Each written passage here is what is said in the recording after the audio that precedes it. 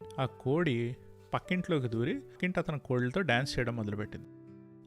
ఆ బీదవాడికి చెట్టు మీద ఎన్ని గుమ్మడికాయలు ఉన్నాయో అంతమంది పిల్లలు ఉండేవారు. అతని వద్దున్న ఏకైక విలువైన వస్తువు అతను పందెం కోడి. ఆ పిల్లలు ప్రతిరోజు నాన్న చికెన్ తినాలి అంటుండేవారు. కానీ అతను ఎప్పుడూ ఒప్పుకునేవాడు కాదు ఆ పందెం కోడిని కోయటానికి. ఒకరోజు ఆ కోడి పక్కింట్లోకి దూరి పక్కింటి అతని కోళ్ళతో డ్యాన్స్ చేయడం మొదలుపెట్టింది. అది చూసిన ఆ ఇంటి ధనవంతుడు, రేయ్ నీ కోడిని వెంటనే చంపేయ్, లేదనుకో నీ అంతు నేను తేలుస్తా అని బెదిరిస్తాడు. ఆ బీదవాడికి ఆ కోడిని చంపడం ఇష్టం లేదు. ఏం చేయాలి?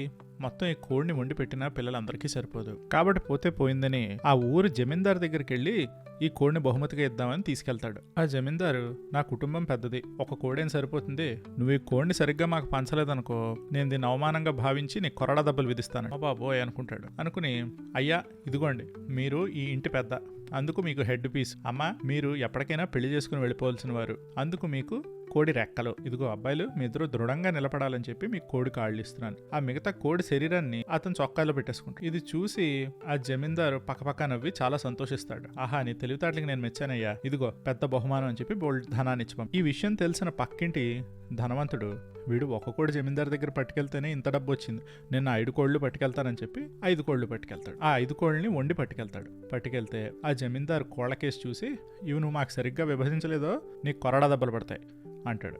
ఎంత ప్రయత్నించినా విభజించలేకపోతాడు. దీంతో కంగారు పడిపోయి అతను రకరకాలుగా ప్రయత్నిస్తాడు, అయినా కుదరదు.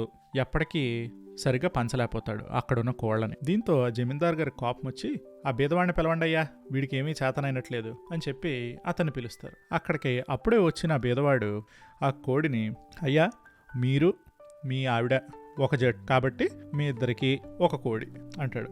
అక్క చెల్లెళ్ళు ఇద్దరు ఎప్పటికైనా సరే పెళ్లి చేసుకుని ఇంట్లోంచి వెళ్ళవలసిందే కాబట్టి మీకు ఇంకో కోడి.